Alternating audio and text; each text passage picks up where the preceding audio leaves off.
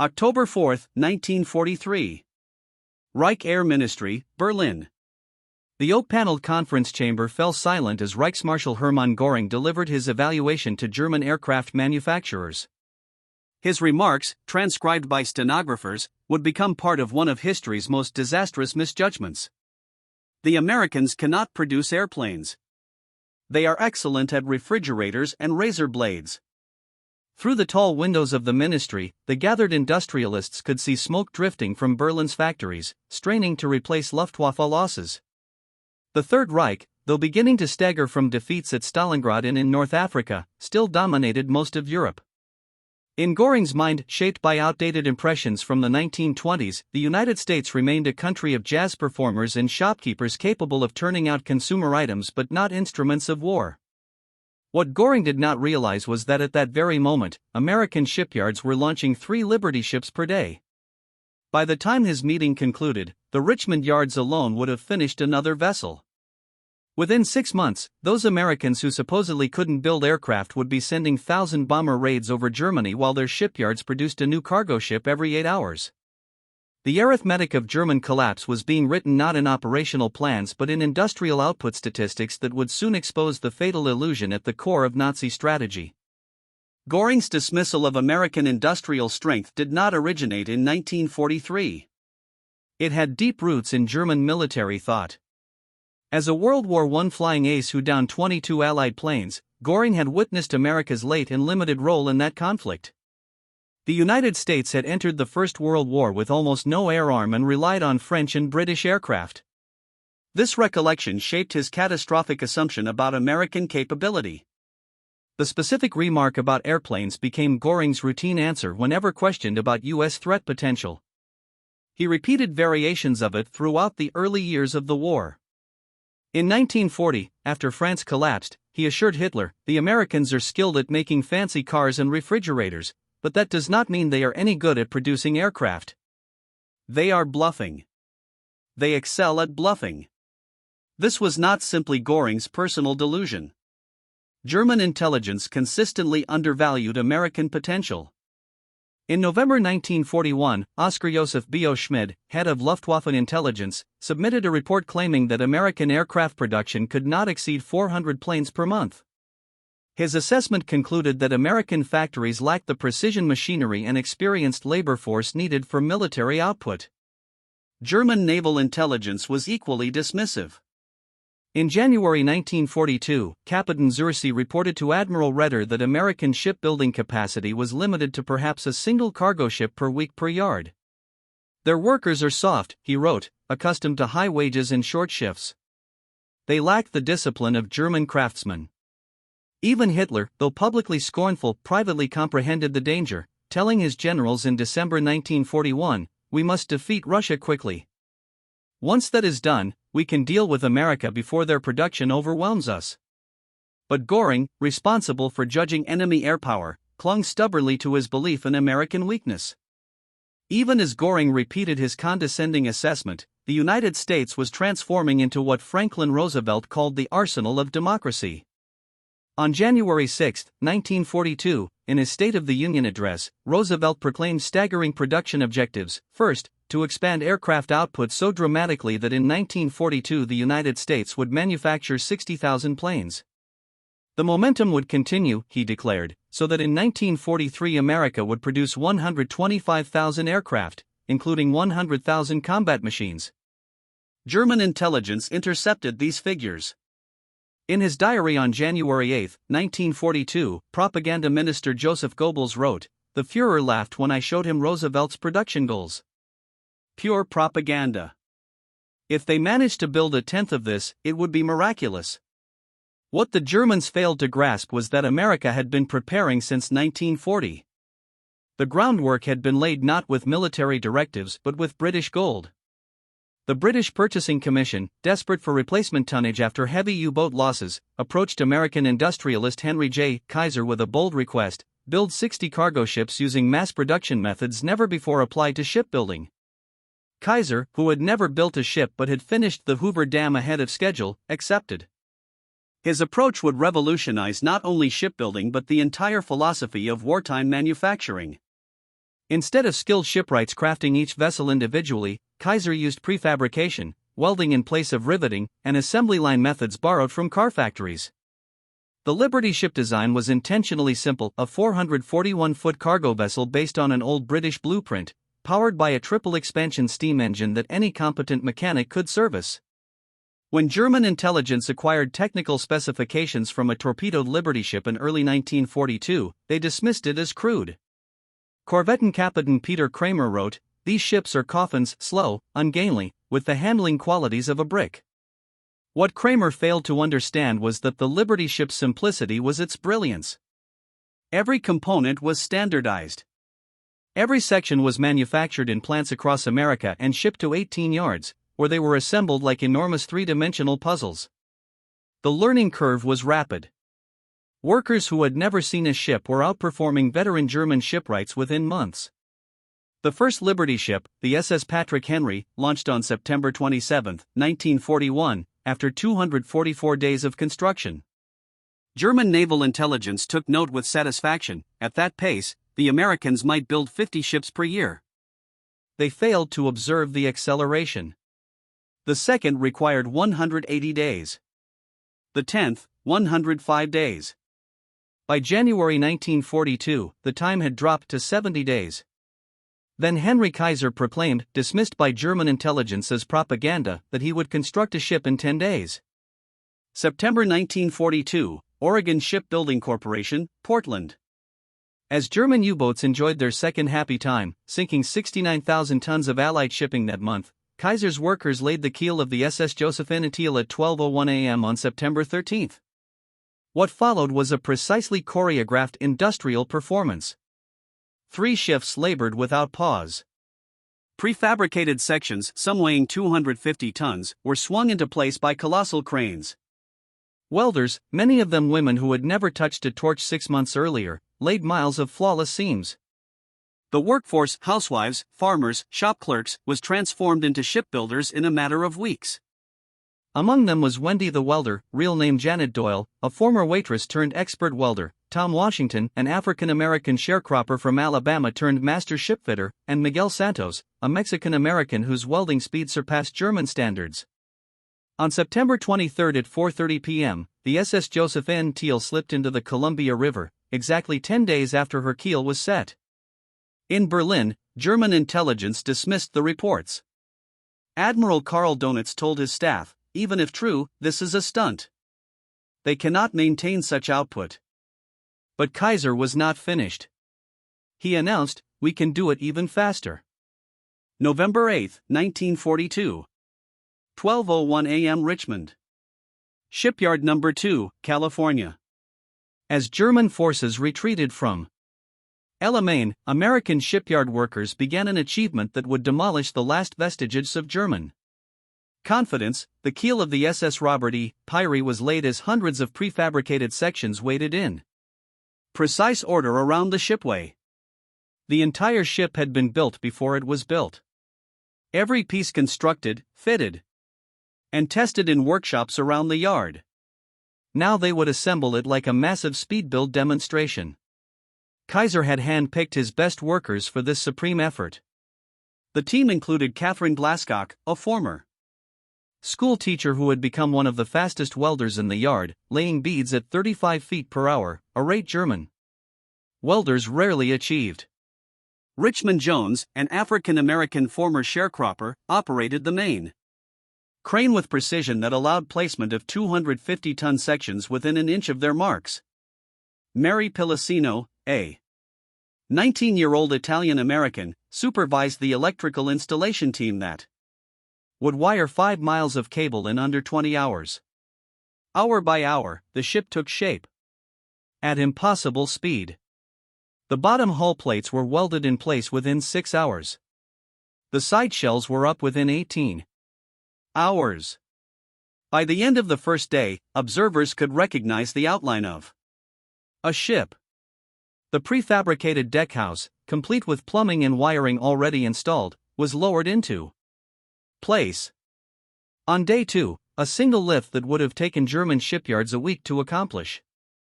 The engine, a 2500 Horsepower triple expansion steam monster weighing 140 tons was lowered into place on day 3. It had been assembled in Toledo, tested, partially disassembled for shipping, and arrived with engineers who could install it in hours instead of weeks. On November 12. At 3:30 p.m., the SS Robert E. Peary was launched 4 days, 15 hours, and 29 minutes after her keel was laid. She displaced 14,245 tons and would need only minimal fitting out before entering service.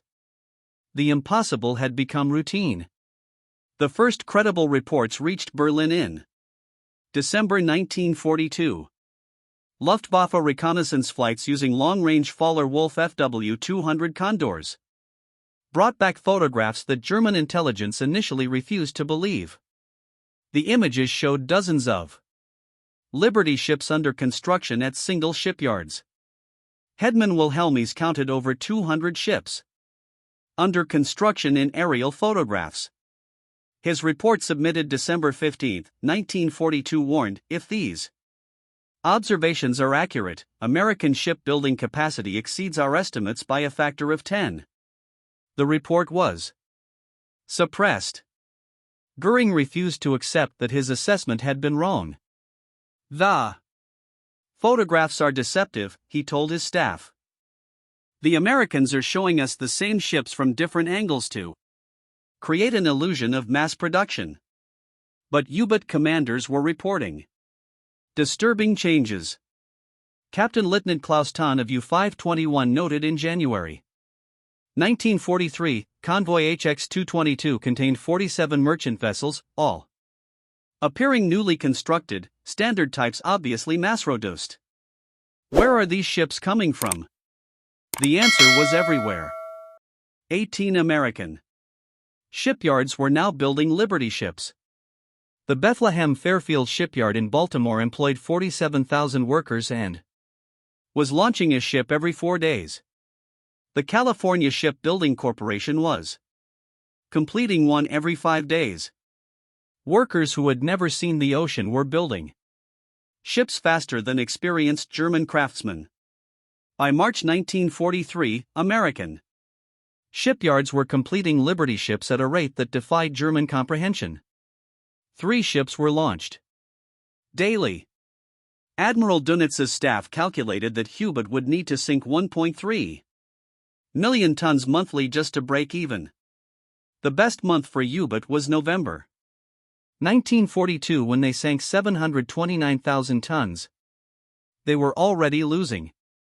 Each Liberty ship required 250,000 different parts. The hull alone needed 30,000 separate pieces of steel cut to precise specifications. The electrical system used 25 miles of wiring. The ship contained 3,500 feet of piping, 2,500 valves, and 350 miles of welding. Yet American workers were assembling these complex machines in an average of 42 days by mid-1943. The workforce itself contradicted Nazi racial theories. Of the 650,000 Americans building ships, 200,000 were women, Rosie the Riveters, who proved that gender had nothing to do with industrial capability. African Amines, whom Nazi ideology dismissed as inferior, were operating cranes and laying welds that exceeded German standards. At Kaiser's Richmond yards alone, integrated work crews, impossible under Nazi racial laws, were producing a ship every 51 hours by May 1943. The diversity was staggering. Chinese American welders worked alongside Norwegian immigrants. Native American riveters from New Mexico collaborated with Jewish refugees from Germany. Mexican-American women supervised crews that included poor whites from Appalachia.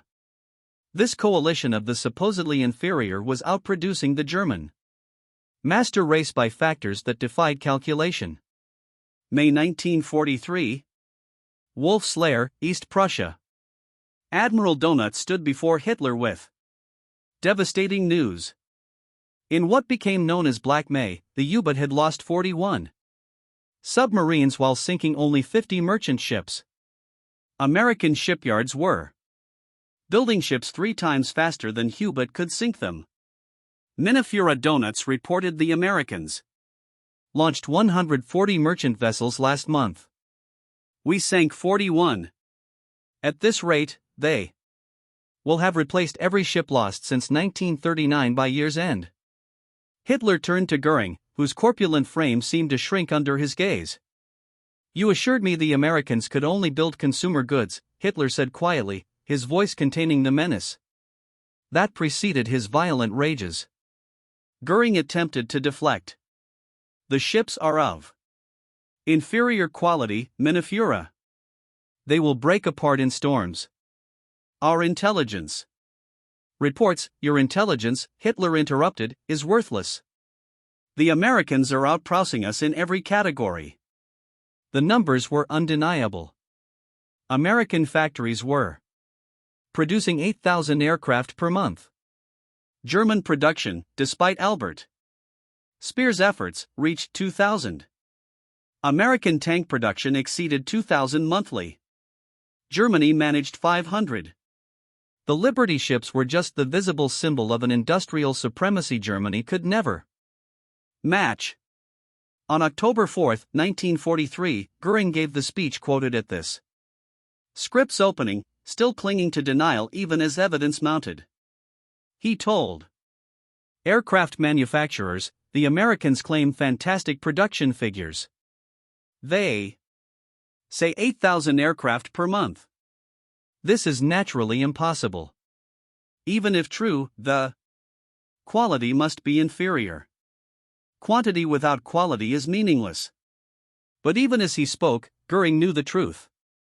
Luftwaffe pilots reported that American P-51 Mustangs and P-47 Thunderbolts were superior to German fighters.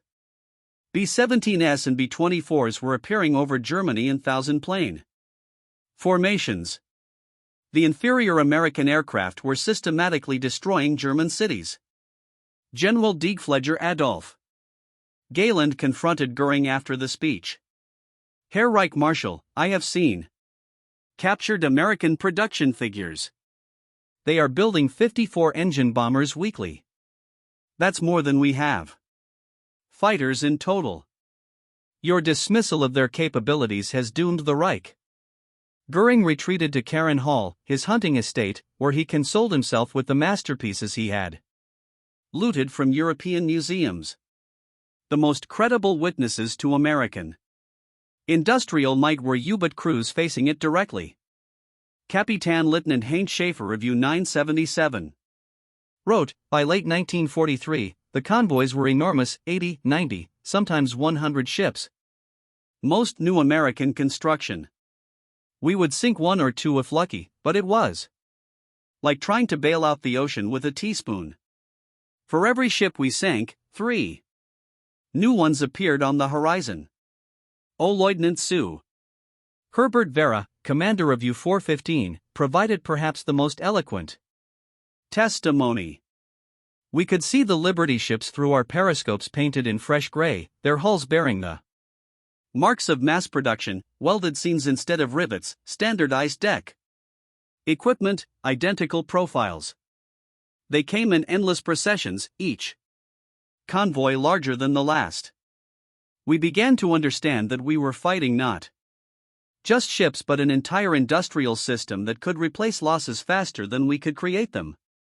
The psychological impact was devastating. American broadcasts announced ship launchings like sports scores. German submarine crews stopped counting because the numbers were driving them to despair. By January 1944, American production statistics were being broadcast as psychological warfare. German intelligence could only listen as the numbers were announced. Ships completed in 1943. 1,238 Liberty ships. 203 Victory ships. Improved versions. 122 tankers. 367 military vessels. Monthly production peaks. December 1943. 155 merchant ships launched.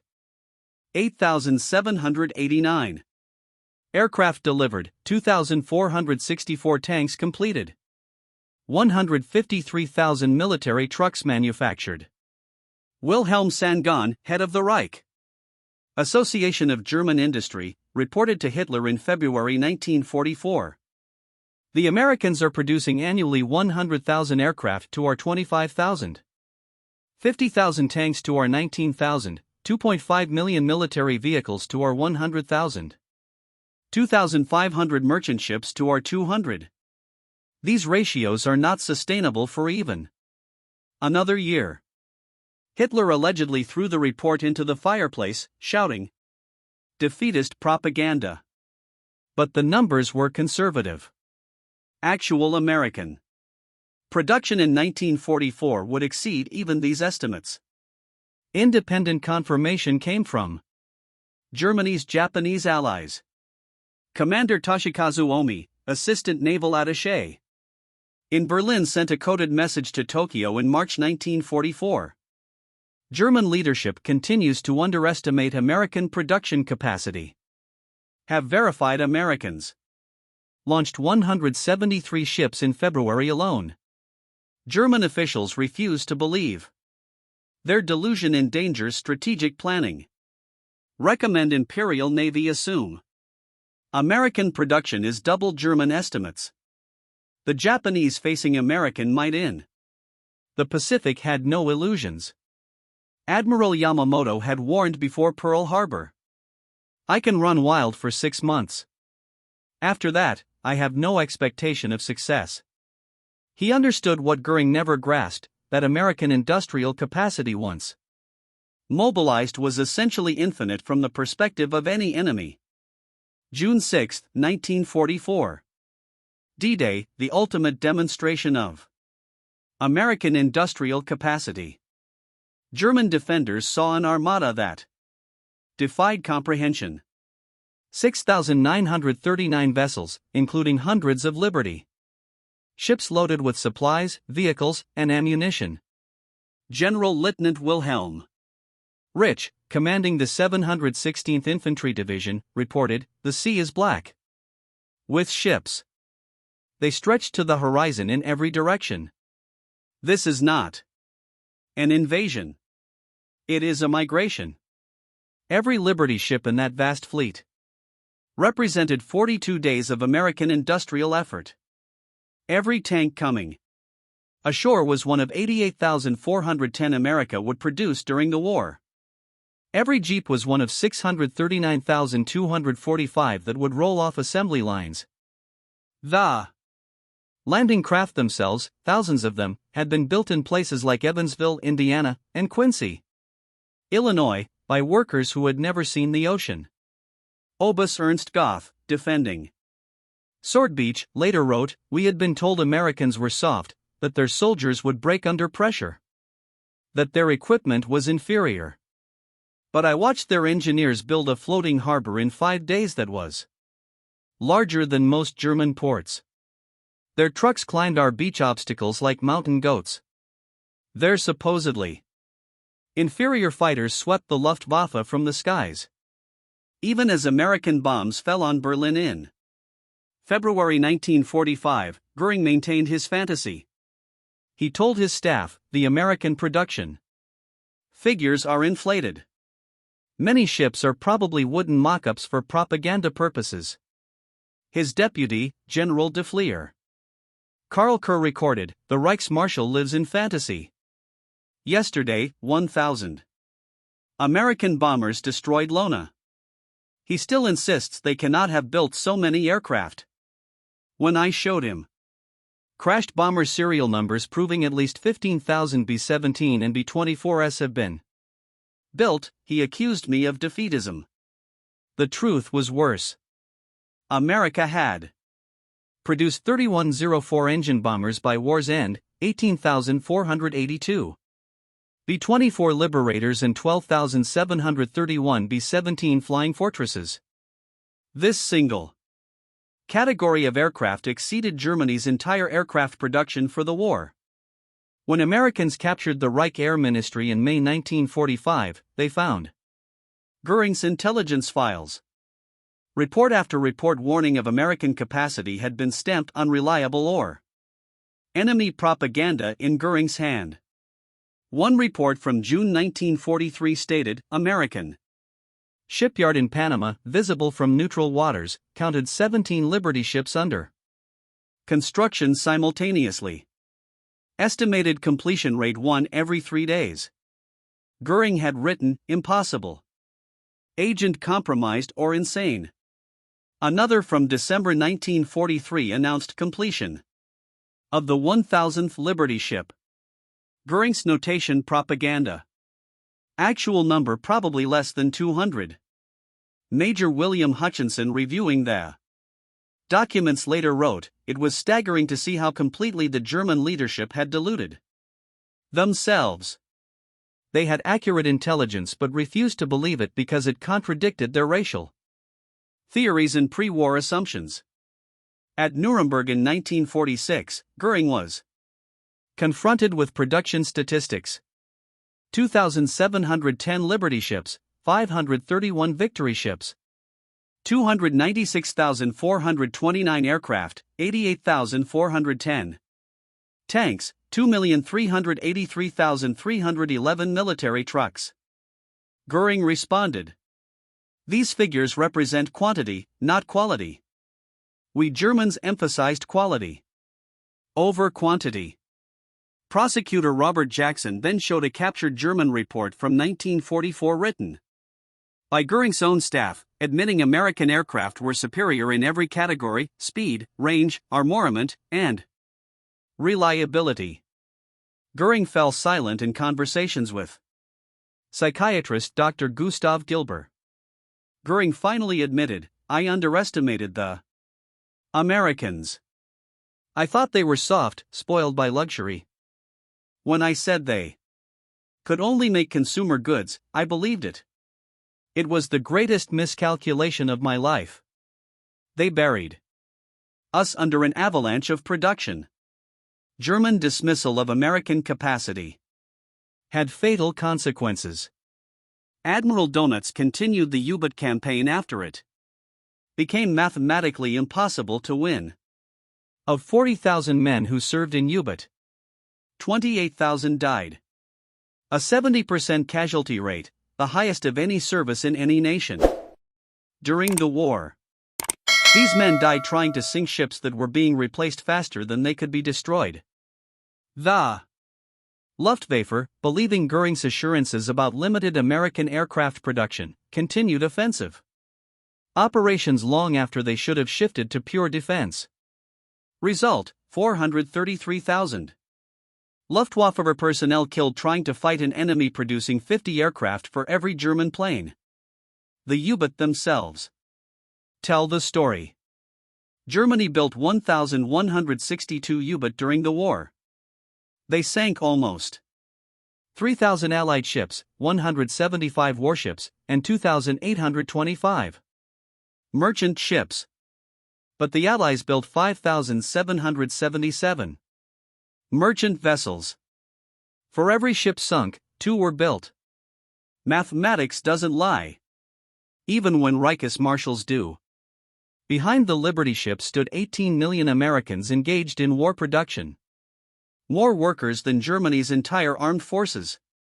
The Richmond shipyards alone employed 93,000 workers at peak, more than Germany's entire shipbuilding industry. These workers came from everywhere, shattering Nazi theories about racial and social hierarchy. Emma Martinez, a Mexican-American welder at Todd Houston Shipbuilding, completed 300 feet of perfect welding per shift, a rate German welders rarely matched. Dorothy Luck, a housewife from Oakland, became a crane operator handling 250-ton lifts. Thomas Washington, an African-American sharecropper from Alabama, became a shipfitter whose precision exceeded German standards. They worked in conditions impossible under Nazism. Integrated cafeterias. Despite local segregation laws, child care centers for working mothers, medical clinics providing free health Care. Workers earned $1.20 per hour, more than German skilled workers earned. Daily. They bought war bonds with surplus income while German workers faced execution for slowdowns. The contrast was stark. American workers voluntarily worked overtime for extra pay and pride. German factories relied increasingly on slave labor. Workers from conquered territories who actively sabotaged production when possible. While American workers' children attended school, German teenagers were drafted into anti-aircraft crews. While American workers suggested improvements that sped production, German workers who pointed out problems risked being shot for defeatism. Liberty ships showcased American innovation that Germany couldn't match. Welding replaced riveting, reducing construction time 30% and weight by 600 tons. The technique developed by Lincoln Electric Company was so advanced that captured German engineers declared it impossible without seeing demonstrations. Prefabrication reached levels Germany never achieved. Entire deckhouses were built miles from shipyards, complete with plumbing, electrical systems, and furniture. They were transported by specially designed railcars and lifted by cranes that could handle 250 tons, 5 times the capacity of Germany's largest shipyard. Cranes. The production system itself was revolutionary. Henry Kaiser introduced assembly line techniques where workers specialized in specific tasks. A welder might work on the same type of joint for months, achieving speed and perfection impossible with traditional methods. The learning curve was so steep that workers who had never seen a ship in July were outproducing veteran German shipwrights by December. Each Liberty ship required materials from across America, delivered with precision. German logistics officers declared impossible. Steel plate from Pittsburgh arrived exactly when needed. Engines from Toledo were delivered complete and tested. Electrical generators from Schenectady appeared precisely on schedule. The railroad system supporting this miracle moved staggering quantities. The Pennsylvania Railroad alone transported 50 million tons of war materials in 1943, more than Germany's entire rail system. Despite slave labor, American railroads achieved this while maintaining civilian passenger service.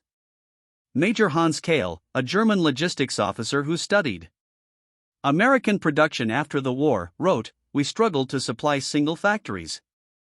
The Americans supplied entire industries. We counted box cars. They counted train loads. We planned in weeks. They planned in years." Even as Liberty ships poured out, Americans were improving the design. Victory ships introduced in 1944 were faster, 15 to 17 knots versus 11, larger and more sophisticated yet built almost as quickly, 42 days average. The Victory ship program demonstrated American ability to innovate while maintaining mass production. New turbine engines replaced old systems.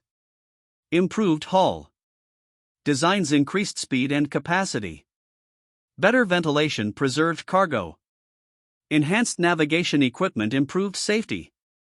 All incorporated without slowing production.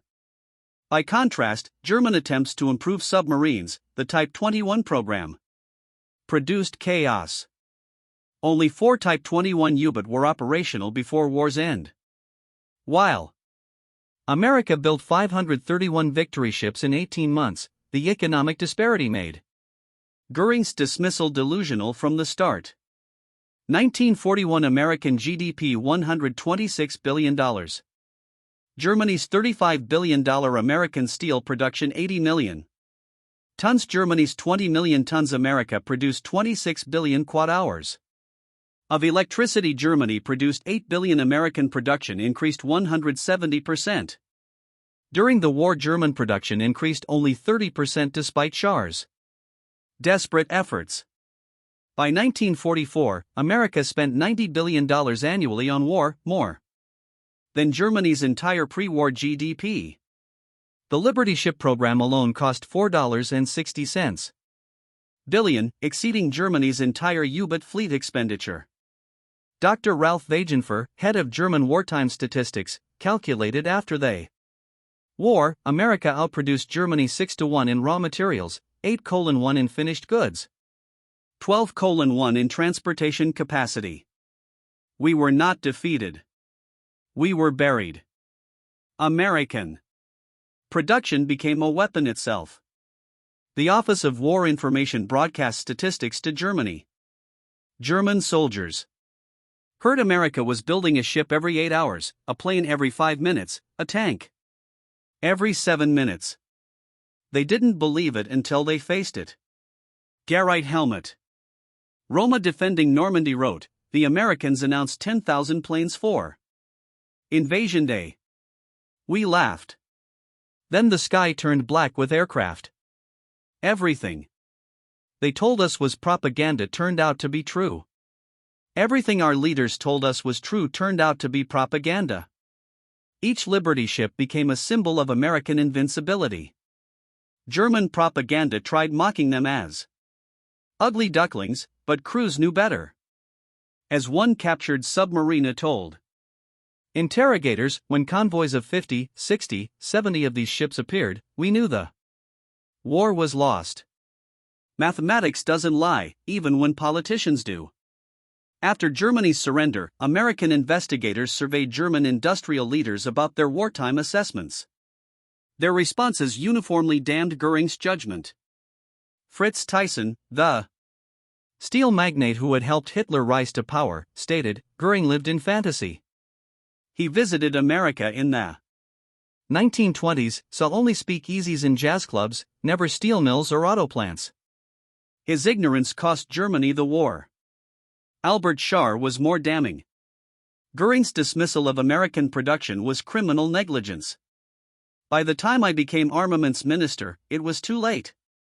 The Americans produced monthly what took us a year. The Liberty ships were just the visible symbol of an industrial supremacy we could never match." Even Alfred Krug, whose factories had been the pride of German industry, admitted, "We produced the best steel in the world, but in artisan quantities. The Americans produced good steel in oceanic quantities. One Liberty ship contained enough steel for 50 Tiger tanks. They built 2,710 Liberty ships. We built 1,347 Tiger tanks. The arithmetic is inescapable." Even the Soviet Union, America's ally but ideological rival, was stunned by American industrial output. The Liberty ships became the lifeline not just for Britain, but for the Soviet war effort as well.